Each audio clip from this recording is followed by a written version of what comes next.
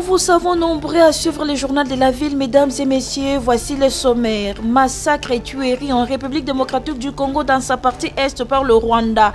Et ses supplétifs du M23, une délégation gouvernementale devant les conseils des Nations Unies pour les droits de l'homme à Genève. C'est vendredi 7 février 2025 a dénoncé l'occupation rwandaise et attend des sanctions au niveau international contre les responsables. Pas de panique dans la province du Sud Kivu. Une délégation forte a été conduite personnellement au chef-lieu de Calais par le commandant de la 3e zone de défense SIFA qui rassure la population. Pacte social pour la paix et les biens vivre ensemble, plan de sortie de crise de la CENCO et l'ECC. Plusieurs composantes déjà reçues. C'est vendredi, la composante société civile et composante jeunesse se sont imprégnées de ces projets. C'est tout pour les sommaires. Mesdames et messieurs, encore une fois, bienvenue dans ce journal.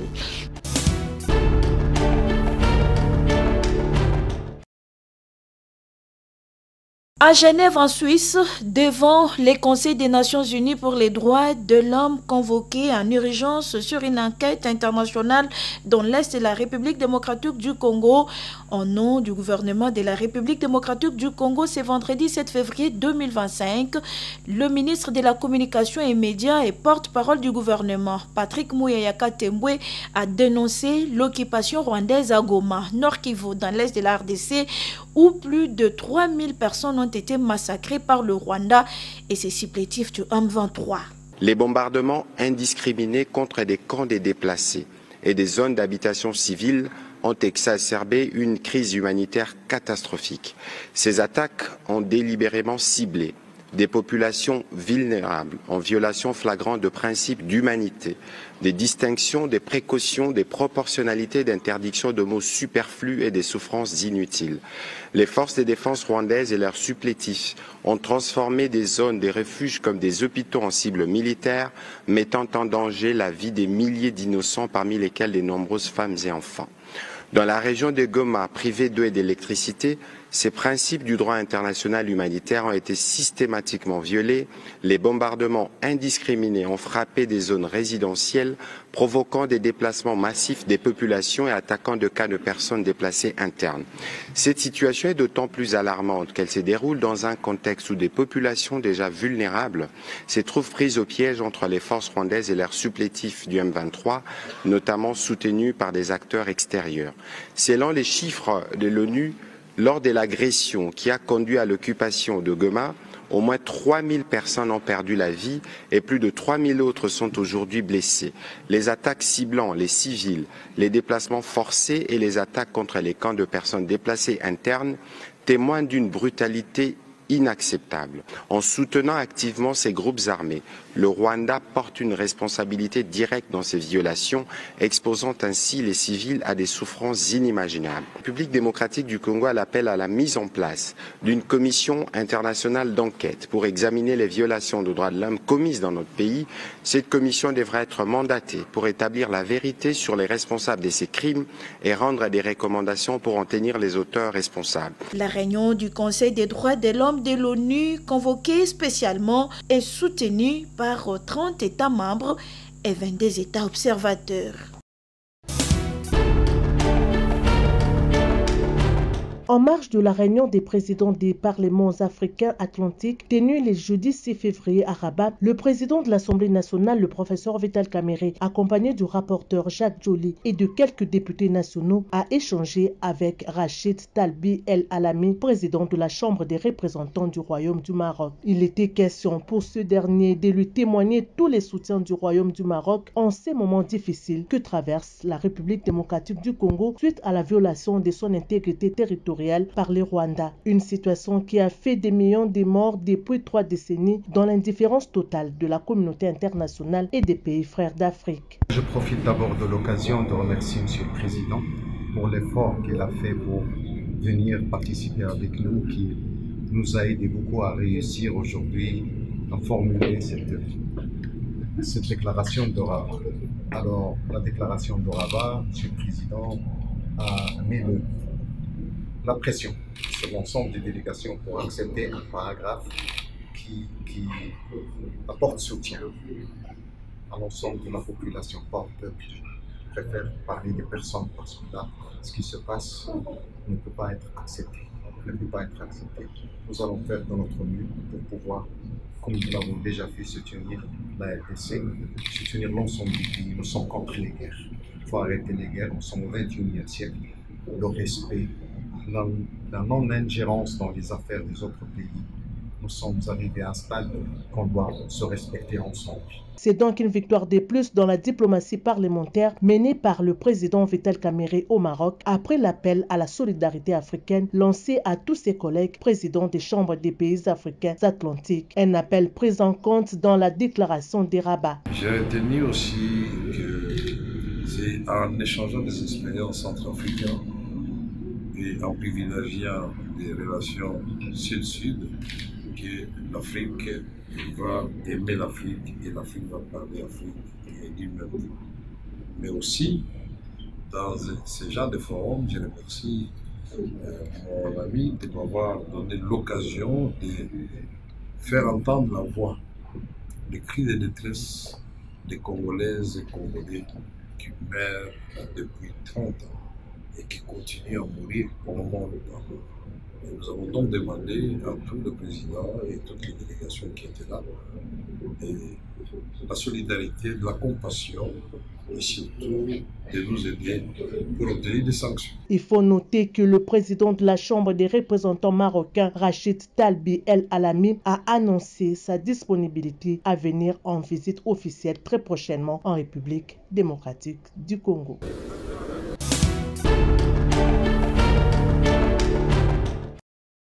Pas de panique dans la province du Sud Kivu en général et celle du territoire des Calais en particulier. La situation est au contrôle, rassure le commandant de la 3e zone de défense SIFA, le lieutenant-général Massunzo Pacifique, qui a personnellement conduit une forte délégation au chef-lieu du territoire des Calais jeudi 6 février 2025 jusqu'à Iroussi en passant par les cités de Katana, Kabamba, Kacheke et Michébéré. Cet appel au calme à la population est donc confirmé à travers ces communiqués de presse signés ce vendredi 7 février 2025, lus par le major Nestor Mavoudissa, coordonnateur SIFA et porte-parole à la 3e zone de défense. Le commandant de la 3e zone de défense, le lieutenant-général Massunzo Pacifique, porte à la connaissance de toute la population de la province du Sud Kivu en général et celle du territoire de Calais en particulier qu'il vient personnellement de conduire une forte délégation au chef-lieu du territoire de Calais ce jeudi 6 février 2025 jusqu'à Iroussi en passant par le cité de Katana, Kabamba, Kacheke et Michébéré. Cette tournée sur toute la ligne de front a comme objectif de couper court aux rumeurs propagées par l'ennemi faisant état de l'occupation de l'armée rwandaise et ses pantins du M23 de cette entité administrative. Les forces armées de la République démocratique du Congo sont prêtes et continuent à assurer la sécurité de toute la population sans distinction aucune, ainsi que la défense de l'intégrité du territoire national à ce qu'aucun centimètre de la République démocratique du Congo ne sera laissé au profit de l'armée rwandaise et ses supplétifs de l'AFC et M23. Nous appelons toute la population de la province du Sud Kivu en général et celle de la ville de Bukavu en particulier au calme et à faire confiance à son unique armée, le FARDC, et de ne pas prêter oreille aux messages mensongers propagés par l'ennemi de la République dans les réseaux sociaux et ne jamais le relayer sous quelque forme que ce soit. Nous profitons de cette opportunité pour remercier tous les compatriotes congolais, toutes catégories confondues, engagés pour la paix et qui soutiennent leur armée de diverses manières. Fait à Bukavu, le 7 février 2025.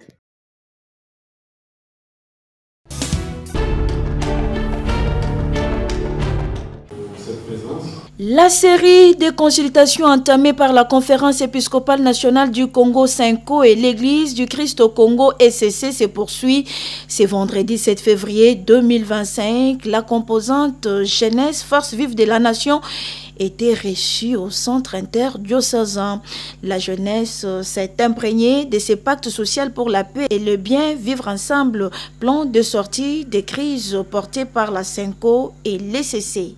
Il s'est produit un carnage sur les populations civiles dont nous qualifions aujourd'hui des crimes de guerre et crimes contre l'humanité. Ces jours, sommes venus ici en tant que composants de la jeunesse pour répondre à l'appel de la CENCO-ECC sur leur projet dénommé Pacte social de la paix et de vivre ensemble dans les pays des Grands Lacs. Il nous appartenait aujourd'hui, comme jeunesse, force vive de la nation, de venir d'abord comprendre à quoi est-ce que ces projets consistent et voir à quel niveau nous, jeunes, qui d'une part sommes actifs ou acteurs sur la violence sur terrain et aussi des victimes, sommes venus d'abord pour comprendre à quoi est-ce que se consistent ces projets et voir à quel niveau nous pouvons apporter nos contributions pour devoir réellement envisager une alternative à la guerre qui est la paix au travers les vivre ensemble et les dialogues. Majoritaire en République démocratique du Congo, la jeunesse veut voir ses assises donner de la place à la jeunesse. Totoro Mukenge, président de l'Union des jeunes congolais pour les changements, IJCC, et citoyen porte-voix de la nouvelle génération. Pour ceux qui veulent diriger notre peuple, c'est que désormais, il faut tenir compte de la grande majorité. Mais aussi par rapport au pacte, à ces initiatives que nous louons d'ailleurs, mais nous pensons que c'est la jeunesse qui a payé le lourd prix par rapport à cette guerre. Ceux qui sont morts au front, ce sont des soldats jeunes. Les Wazalendo sont des jeunes, mais aussi la population qui est en train de souffrir, ce sont des jeunes. Quoi de plus normal que ce soit la jeunesse qui soit réellement au front et à tous les niveaux. Voilà pourquoi la jeunesse est en train de réclamer sa place dans la gouvernance, mais aussi dans la recherche des solutions pour tout ce qui nous concerne.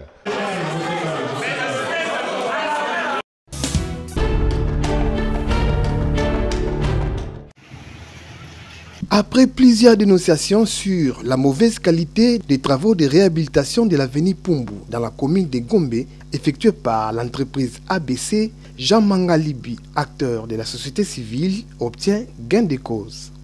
À ce jour, cette entreprise vient refaire les bordures et l'espace laissé pour les piétons afin d'achever son travail. On voit que c'est un travail de qualité. C'est fait par des professionnels. Je crois qu'on se souviendrait dans le temps, on parlait des bordures qui ont été mal réalisées. Là, vous allez voir qu'ils sont en train de passer dans des refaire. Et moi, ma question, je suis contre de ces réalités. On dit la République démocratique du Congo, le ministère des infrastructures et des travaux publics. C'est un projet de réhabilitation et de modernisation. On parle ici du président de la République. Vous dites qu'il y a le président de la République, il y a le ministère des infrastructures, il est la maître d'ouvrage. ITP et entreprise, mission de contrôle, on n'a pas mis. Mais moi, je sais que souvent c'est OBD qui vient. L'entreprise ABC, partenariat public-privé. Maintenant, la question, parce que ça fait pratiquement une année ou plus qu'on a commencé les travaux, et si ça a été tout le temps bloqué parce que nous, on dénonçait. Ma question est de savoir, qui protège ces ministres? Ça, c'est la question. Si nous parlons qu'actuellement, avec la situation que le Congo traverse, le Congo a besoin d'urgence d'un remaniement avec le poursuite des ministres. C'est par rapport à ce genre de choses. Un ministère dont les 80% des routes qu'on a pu faire à son époque, on a refait 2 à 3 fois. Mais pourquoi il est toujours en fonction? Qui les protège? C'est ce que moi j'aimerais savoir. Pourquoi à la dernière minute, on fait recours à une entreprise de convoi qui travaille dans les normes? Ça c'est pour cacher les dégâts causés. Vous faites, il est grand temps qu'au niveau du chef de l'État, c'est au Premier ministre aujourd'hui, notre Premier ministre et notre maman, de prendre la décision qui s'impose par rapport à ces ministres. Il ne mérite pas d'être ministre en République démocratique du Congo. Il mérite d'être poursuivi. J'ai dit il y a des routes qu'on a fait 3 à 4 fois. Je prendrai le cas de l'avenue Ngoum. Je prendrai le cas de l'avenue Oya. Pour citer que c'était là. Notons que ces travaux ont connu plusieurs arrêts après quelques années. Espérons que cette fois-ci, les chantiers touchera à sa fin.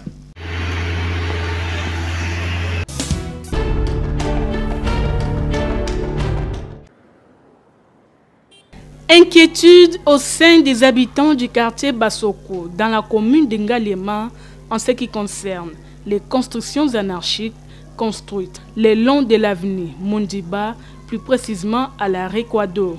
Ici, bien que les rails existent sur cette artère, ceux-ci ne sont plus visibles car particuliers et même certains ministères de l'État, sociétés privées et publiques construisent sans être inquiétés. Une équation pour la population de ces coins de la ville qui s'étonne de ces actes alors qu'il y a un projet Métrokin qui est en cours pour désengorger Kinshasa. Et ça circuit pour la population parce que tant que tout le monde a un espace où il y a ONATRA, il y a l'État, les civils, le roi Bisso Batou, s'installer. Et puis dernièrement, on avait vu même le ministre des Affaires foncières a posé la première pierre à ONARA pourvu que non, le bâtiment du ministère des Affaires foncières. Et ça regrette ma casse. Mais aussi, on a la place où ils ont réservé pour l'État pour traiter les cas. Ils ont pourvu que Kinshasa, ils ont monnaie comme insuffisant. Pourquoi? Parce que l'embouteillage, ils ont handicapé. Même si ils ont monté moins tôt les cas, le boulevard est zaté.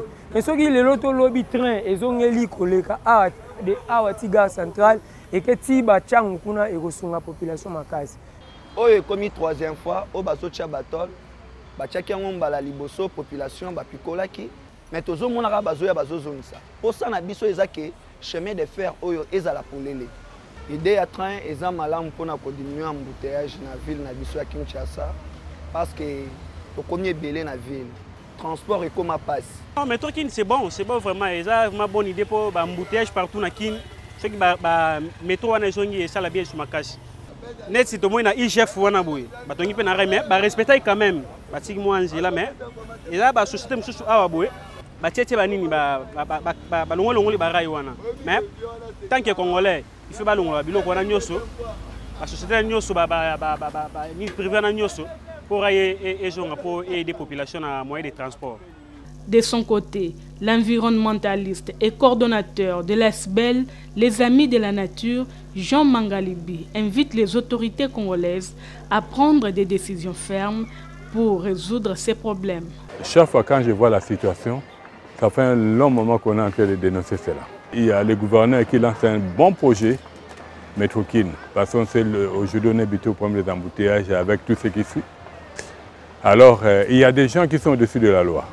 Quand je dis au-dessus de la loi, je trouve ça anormal.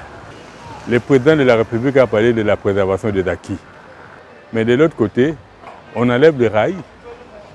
Aujourd'hui, si le président veut réellement réussir, il est grand temps qu'il y ait un remaniement. Il faut des décisions dures, solides. Si on veut réellement préserver des acquis, si on veut réellement faire en sorte que le Congo change. Alors que le transport en commun à Kinshasa est un casse-tête, le retour des trains urbains à Kinshasa serait une bonne nouvelle pour cette population qui vit au quotidien.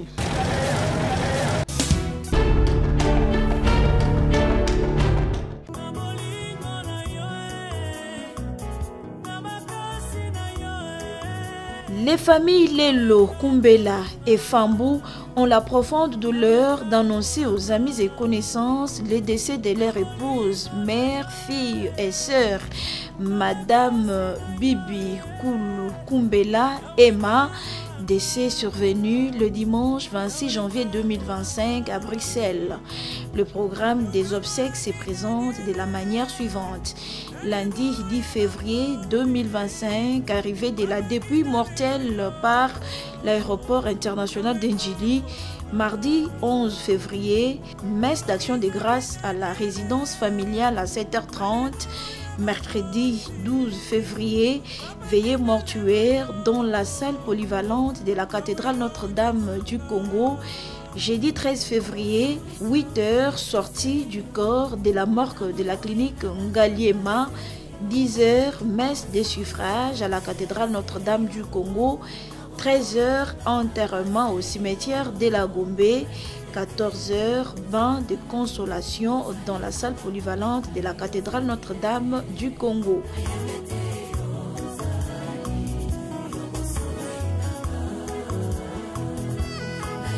En attendant, un registre de condoléances est ouvert à la résidence familiale sur l'avenue Mbiavanga, numéro 7 à Kinsuka, Pompage, pour les familles Carlos Mbenza.